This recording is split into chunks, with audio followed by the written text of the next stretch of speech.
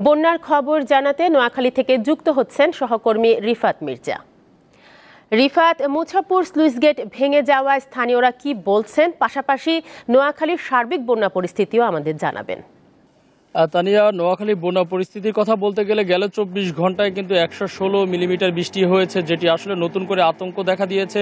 কারণ আপনি জানেন যে নোয়াখালীর 9টি উপজেলা 8টি উপজেলার পানিবন্দী, কিন্তু এর ভিতরে গতকালকের বৃষ্টিতে কিন্তু বিভিন্ন স্থানে কিন্তু 3 থেকে 4 ফুট পানি উঠে গিয়েছে। এর মধ্যে নতুন করে আতঙ্ক দেখা দিয়েছে নোয়াখালীর যে মুছাপুর ক্লোজার যে সুইচ গেট, সেখানে কিন্তু 23টি গেট খোলা ছিল পানি নামার জন্য, কিন্তু আজ সকাল 10:30 কিংবা 11টার দিকেই কিন্তু পুরো সুইচ গেটটি ভেঙে পড়ে।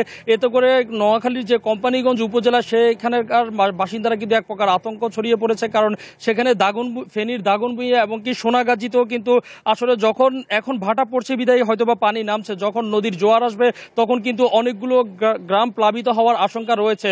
এর পাশাপাশি আমি যদি বলি, গেল 24 ঘন্টার যে ভারী বর্ষণ হয়েছে, সেই ভারী বর্ষণের ফলেই কিন্তু নোয়াখালীর নতুন করে নিম্নাঞ্চলগুলো কিন্তু প্লাবিত হচ্ছে। আপনি অবশ্য আমার পিছনে দেখতেই পাচ্ছেন, আমি এই মুহূর্তে যে সড়কটিতে দাঁড়িয়ে আছি, এটি কিন্তু নোয়াখালীর মূল যোগাযোগ সড়ক, লক্ষ্মীপুর চাঁদপুর ভোলার মূল একটি মহাসড়ক। এখানেও কিন্তু প্রায় হাঁটুর উপরে পানি উঠে গেছে। তবে তা নিয়ে সবচেয়ে বলা যায় যে নোয়াখালীর যে 9টি উপজেলা রয়েছে, 9টি উপজেলার মধ্যে 8টি উপজেলার সবচেয়ে শোচনীয় অবস্থা হচ্ছে এই বেগমগঞ্জ উপজেলা। বেগমগঞ্জ উপজেলায় কিন্তু ধীরে ধীরে পানি প্রবেশ করছে, তবে পানি কিন্তু এখন পর্যন্ত নামছে না।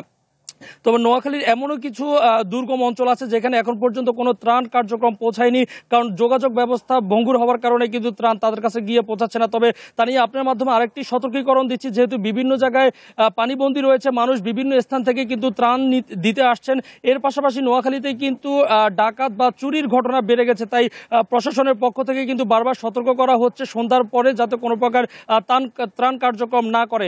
এর পাশাপাশি নোয়াখালী যে কোম্পানিগঞ্জে যে সুইচ গেটটি ভেঙে গিয়েছে, এতে করে আতঙ্কিত না হয়ে যাতে নিরাপদ স্থানে সরে যায়, এমনটি প্রশাসনের পক্ষ থেকে বলা হচ্ছে। আসলে তা নিয়ে বলা যায় যে নোয়াখালীর বন্যা পরিস্থিতি কিন্তু দিন দিন অবনতি হচ্ছে। গেল কিছুদিন আগে যে পানির চাপটা ছিল, কিন্তু গেল 2 দিনে কিন্তু পানির চাপ আরও বেড়ে গিয়েছে। নতুন করে আশ্রয় নেওয়ার জন্য কিন্তু মানুষ নিরাপদ আশ্রয়স্থান খুঁজে নিচ্ছেন। এই ছিল নোয়াখালীর বেগমগঞ্জ উপজেলা থেকে আমার কাছে সর্বশেষ। তানিয়া। রিফাত, আপনাকে ধন্যবাদ।